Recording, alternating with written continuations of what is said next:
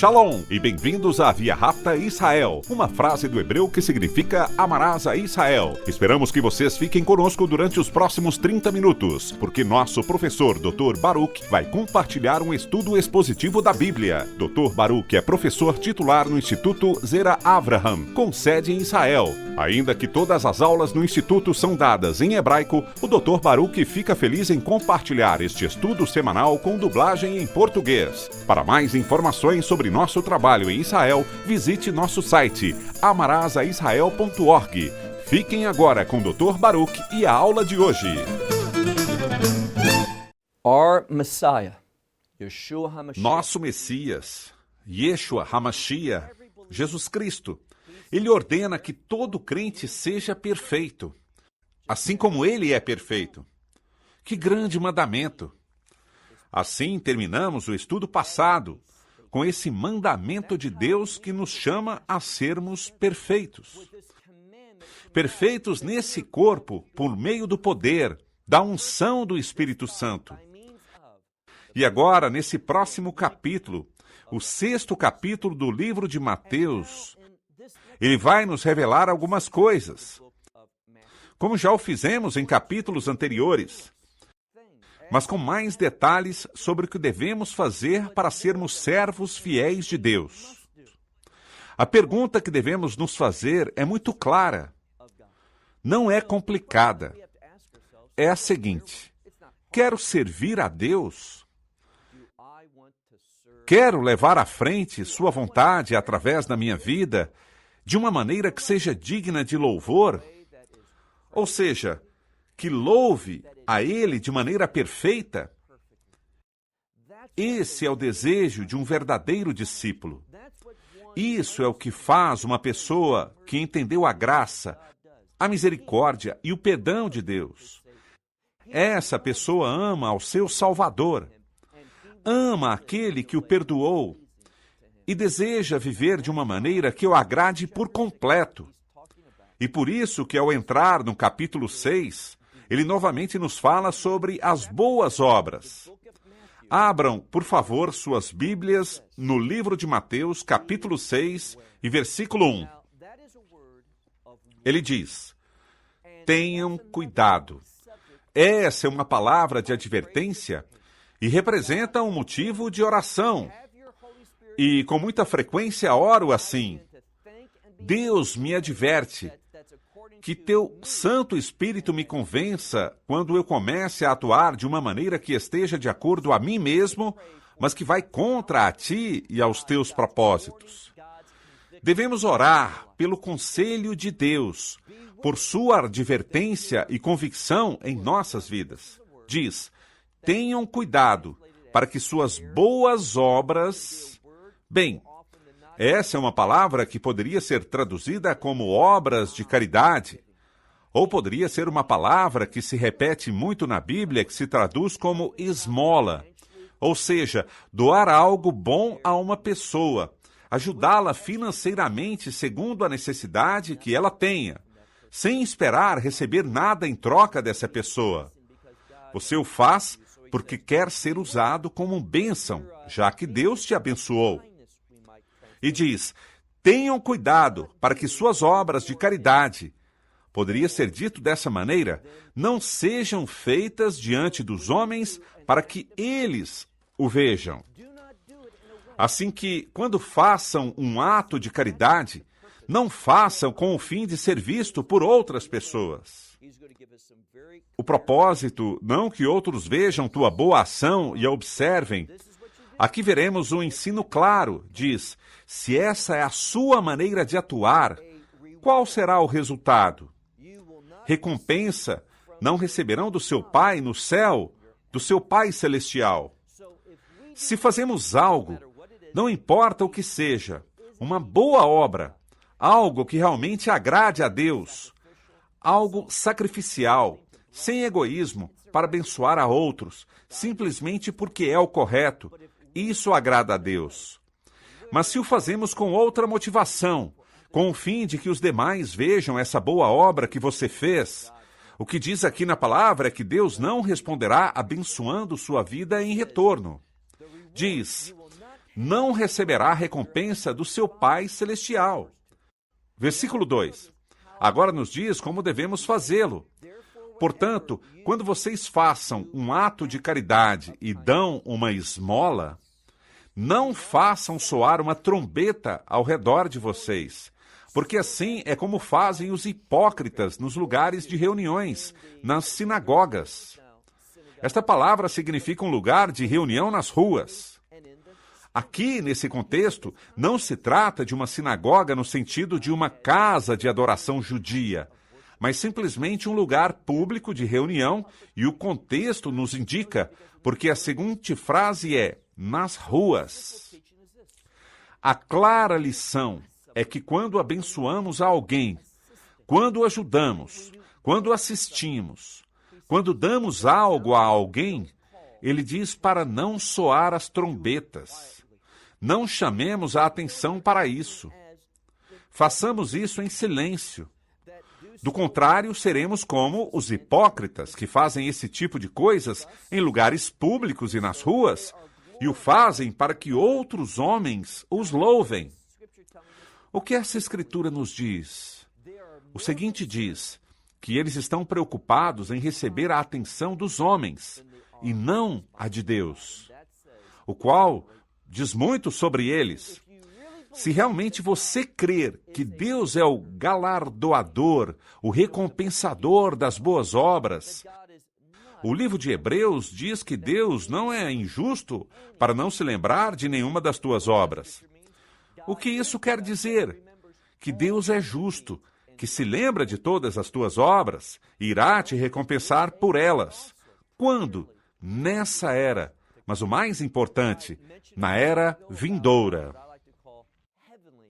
Há algumas semanas falei sobre o que eu gosto de chamar de seguro celestial, e se trata de que quando você se comporta de maneira fiel com Deus, Deus obrará de maneira fiel contigo. Significa que Deus às vezes é infiel? Claro que não. Deus sempre é fiel, mas Deus também pode, em um momento, colocar-se de lado, ou seja, Ele não é obrigado a atuar na tua vida. Ou seja, você se encontra em uma situação e Ele não é obrigado a responder, mas se você é alguém que está sempre pronto para ajudar a outros e responder às suas necessidades e se envolver na situação de outras pessoas e ser uma bênção desde a perspectiva divina. Quando atua dessa forma, você tem a melhor prática de seguros, porque Deus te cuidará muito de perto. E quando você se encontrar em uma situação parecida, veremos uma lição similar dentro de algumas lições. Deus também responderá. Mas se você não atua assim e não acredita que Deus atua de verdade, então não se preocupará muito com a opinião de Deus. Não fará as coisas. Por quê? Porque você só quer ser visto pelos homens para ganhar o favor dos seres humanos, ao invés de ganhar o favor de Deus. E você deve se fazer essa pergunta tão fundamental. Eu gosto de escrever as perguntas em lugares onde possa ver e logo as digo em voz alta para ouvi-las. Realmente creio ou realmente quero o favor de Deus? Não falo sobre o perdão dos pecados nesse caso, mas falo do seu favor ao longo da minha vida. Realmente creio no seu favor? De verdade o desejo? Ou estou mais inclinado a crer, confiar e esperar que outras pessoas venham me ajudar, que outras pessoas me demonstrem seu favor? A isso se resume tudo. E isso é uma perspectiva fundamental para a fé de um crente. Realmente creio no favor de Deus? Quando observo aqui o capítulo 6, ele nos adverte. Ele diz, vejam o versículo 2. Portanto, sempre que façam um ato de caridade, que não soe uma trombeta ao teu redor, como os hipócritas, tal como fazem os hipócritas nos lugares públicos, nas sinagogas e nas ruas. Assim, eles serão louvados, ou de maneira a serem louvados pelos homens. Ao final do versículo 2, diz que assim é como se supõe que façamos. Esse é o conselho de Deus. A pergunta é, aplicarás isso à tua vida ou não?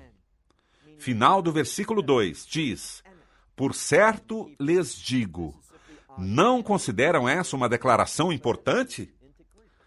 A primeira palavra amém, que significa certamente, provém da palavra verdade, emet, no hebraico. Aqui vemos amém, uma palavra hebraica escrita foneticamente em grego, mas a base é clara. Diz, você deve crer nisso, é a verdade. Isso é a informação que você deve aplicar à sua vida. Ele diz, por certo lhes digo que eles já têm a sua recompensa. O que isso significa? No final do versículo 2, quando você busca, quando procura a glória dos homens, essa será toda a sua recompensa. Somente isso. É o que diz aqui, que já tem sua recompensa da parte dos homens. Mas diz, mas tu, ao dar esmolas, quando faças obras de caridade, quando faças, não deixes que tua mão esquerda saiba o que faz a tua mão direita. Devemos compreender isso da maneira correta. Ele nos diz que aqueles que fazem essas coisas para serem louvados por homens, esse será seu galardão. Isso é o que obterão. Por certo lhes digo, versículo 2, que já tem sua recompensa, essa glória dos homens. Agora, versículo 3, mas tu, quando faças obras de caridade, não permitas que tua mão esquerda saiba o que faz a tua mão direita. Dessa forma, diz aqui, essas obras de caridade que você faz de maneira oculta, que estão escondidas, que ninguém vê, senão somente quem as recebe, então que teu Pai, aquele que vê no oculto, ou seja, Deus, ele te recompensará. Como? Em público. Eles não verão o testemunho segundo o que você fez, mas o testemunho será o que Deus fez com você em resposta. Ao que se refere tudo isso? Muito simples. O testemunho que você tem é uma vida abençoada, na qual as pessoas, pela provisão de Deus, a obra de Deus, o mover de Deus na tua vida. Por quê? Porque você é uma pessoa que demonstra que a máxima preocupação da sua vida é fazer a vontade de Deus e que você é uma bênção para outras pessoas. Esse é o testemunho que todos queremos ter. Versículo 5. Quando você ora, notem isso, a ordem das coisas é importante. Ele diz, sejam perfeitos. Assim é como uma pessoa perfeita se comporta. Assim como devem se comportar com o fim de receber as recompensas que tenho para vocês. Assim que diz, quando orem. Como vocês percebem a correlação dessas coisas? Se seremos perfeitos, se iremos fazer essas coisas, necessitamos orar de forma apropriada. E isso é algo que creio que muitas pessoas estão lutando. Do que se trata? De orar de forma apropriada e interceder diante de Deus de maneira correta, com o fim de receber sua unção e poder. Vejamos o que ele diz nesse versículo, versículo 5. Quando orem, não sejam como hipócritas. Notem algo. Quando orarem, não sejam como os hipócritas. Notaram algo? Uma e outra vez, quando ele fala sobre as pessoas que não são do seu agrado, os chama de hipócritas. E devemos entender que quando ele usa essa palavra, não está falando sobre pessoas que dizem que não creem em Deus, que Deus não é importante para elas, e que creem que todo o tema religioso e as coisas espirituais e que tudo que está na Bíblia é ridículo. Esses não são os hipócritas. Ele não está falando dessas pessoas. Ele não nos está advertindo de pessoas que não creem em Deus, mas daquelas que dizem, sim, eu creio em Deus, eu aceito esse livro, sim, eu sou seguidor e discípulo. Eles dizem isso, mas suas vidas não são um reflexo disso. Nem fazem as coisas que devem fazer, nem aplicam as instruções de Deus nas suas vidas. Esses são os hipócritas. E ele está nos advertindo. O Sermão da Montanha, uma das coisas que podem ser derivadas disso, é que ele está nos ensinando a como não sermos hipócritas. Porque a hipocrisia traz o juízo de Deus, traz a sua fúria e seu castigo sobre nós.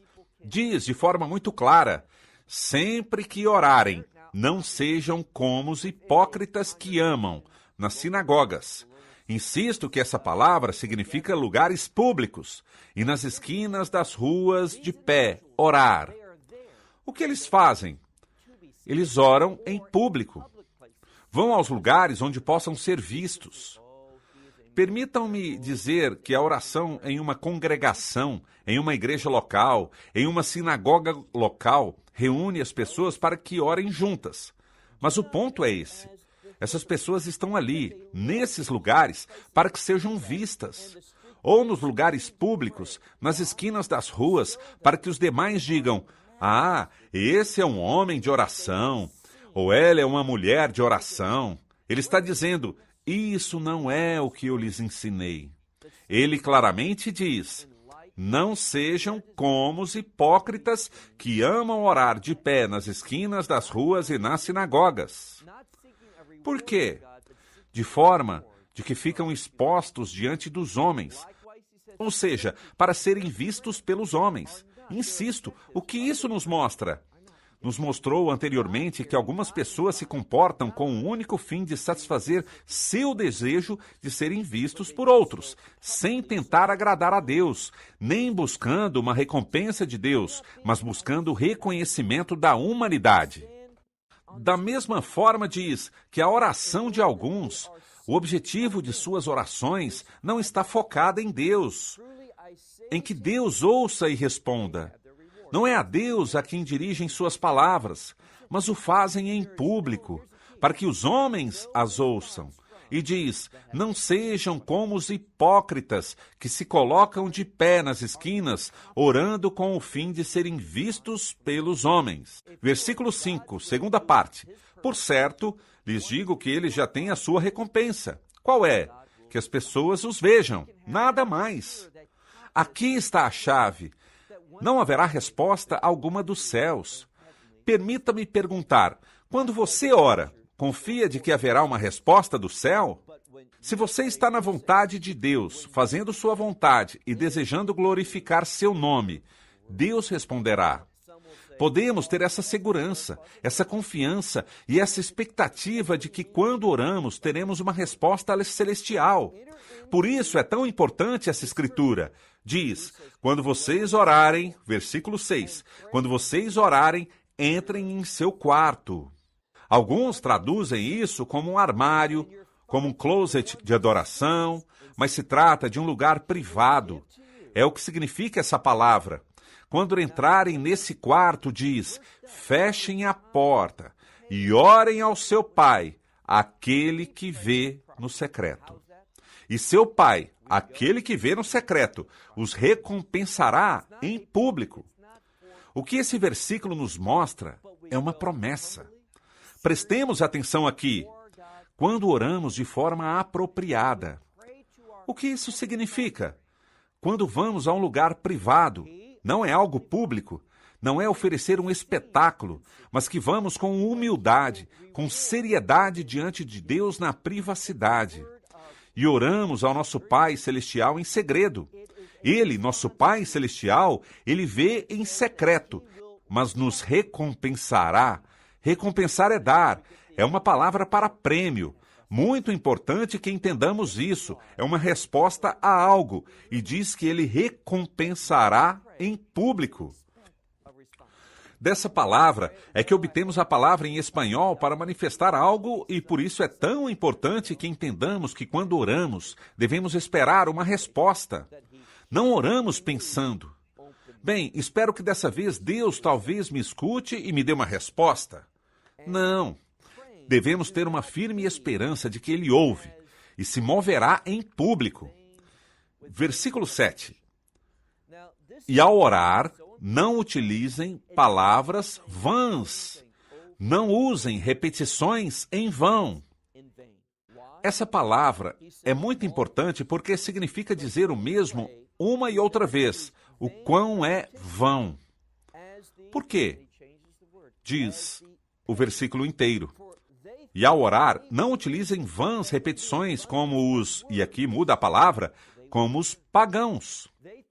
Porque eles creem, eles pensam que pela abundância de suas palavras serão ouvidos. Eles creem que as repetições darão resultados. E aqui está o ponto que quero que vejam. Muitas vezes cremos que a fé, bem, sejam atos de fé, nossas crenças de fé, ou as orações em fé, tem a ver com a quantidade das palavras. Mas não é assim. Tem a ver com a verdade e com uma expectativa que se baseia nas promessas de Deus. A fé é uma expectativa baseada nas promessas de Deus, na palavra de Deus, nas promessas de Deus. E por isso, o que nos revela aqui é que quando oramos, leiam comigo, não o façam com vãs repetições como os pagãos, porque eles pensam que pela abundância de palavras serão ouvidos. Versículo 8. Portanto, não sejam como eles, porque seu Pai conhece quais são as suas necessidades. Não é maravilhoso? Ele conhece todas as nossas necessidades, inclusive antes mesmo de que peçamos. Portanto, assim é como devemos orar. Assim devemos orar e começar a compartilhar entre nós uma fórmula muito importante para orar. Mas antes de entrar nesse assunto, conhecido como a oração do Senhor, devemos entender a mentalidade que devemos adotar e ter confiança nos princípios que vão sendo revelados a nós por meio dessa Escritura. Em primeiro lugar, primeiro e principal, devemos ser pessoas que creem que Deus ouve nossas orações. Em primeiro lugar, Ele ouve. Em segundo lugar, Ele ouve com o propósito e desejo, sua natureza, sua promessa é responder. E essa oração é pessoal.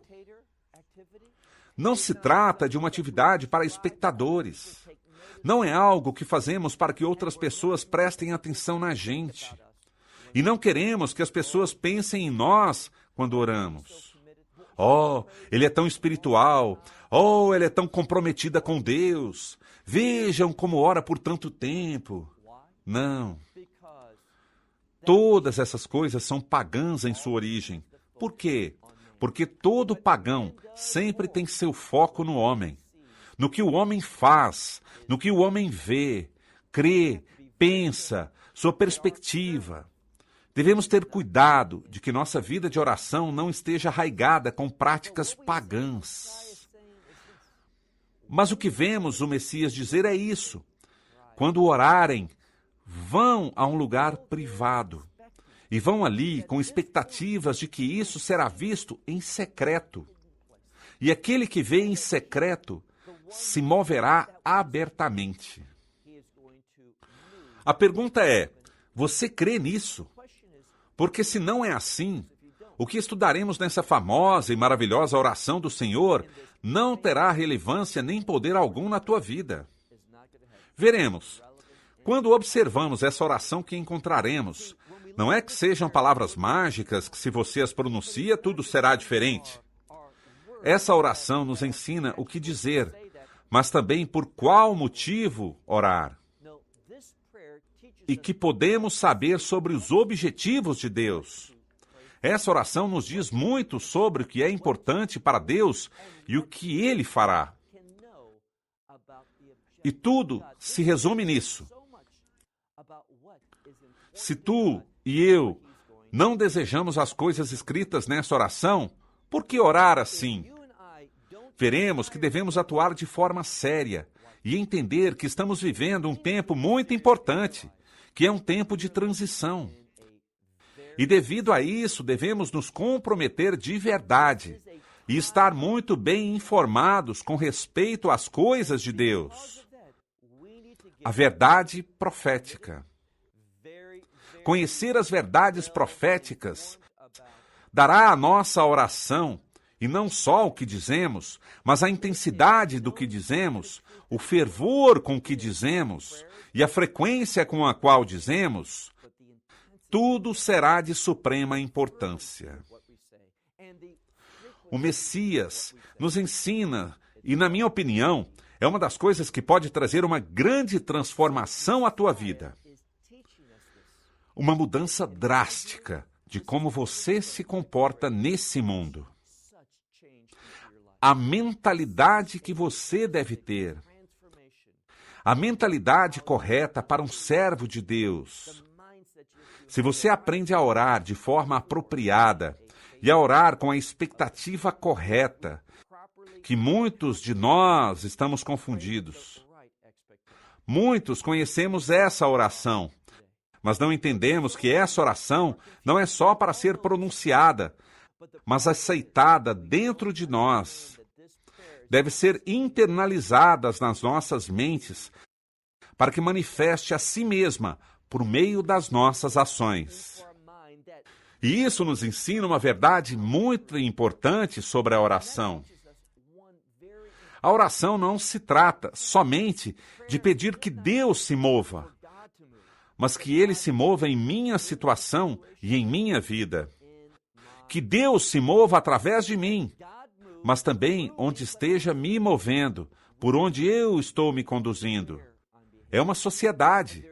Deus está se movendo poderosamente através do seu povo e ao redor do seu povo para cumprir seus objetivos. E essa oração claramente definirá que objetivos devem ser os nossos. Minha esperança e expectativa é essa: que quando na próxima lição abramos a nossa Bíblia para estudar a oração do Senhor, isso possa causar um efeito revolucionário sobre nossas vidas e traga grandes mudanças sobre como vemos as coisas, sobre como pensamos sobre as coisas e como nos movemos nessa vida para participar da vontade de Deus. Se a oração é poderosa, a oração é um catalisador para a mudança. Que tipo de mudança? A de um tipo único. Uma mudança celestial, divina, uma mudança de reino na situação. Mas se não temos mentalidade de reino, se não tentamos esse caráter de reino, então nossas orações serão carentes de unção. Não terão esse poder, não terão essa visão e não nos levarão a fazer as coisas que devemos fazer, resultando numa experiência frustrante. Por isso, muitas pessoas, quando as convidamos a orar, não se entusiasmam muito porque não veem os resultados que Deus prometeu. Até a próxima semana, quando estudaremos essa oração. Shalom, desde Israel. Esperamos que você tenha desfrutado da aula de hoje e que possa compartilhá-la com outros. Te convidamos a participar e nos acompanhar a cada semana, a esta hora e por este canal, em mais um episódio de Amarás a Israel. Para mais informações em português, visite amarasaisrael.org, onde encontrará muitos outros estudos realizados pelo Dr. Baruch. Até a próxima semana. Que Deus, nosso Messias e Yeshua, nosso Senhor Jesus Cristo, te abençoe durante a sua caminhada com Ele. Shalom, desde Israel.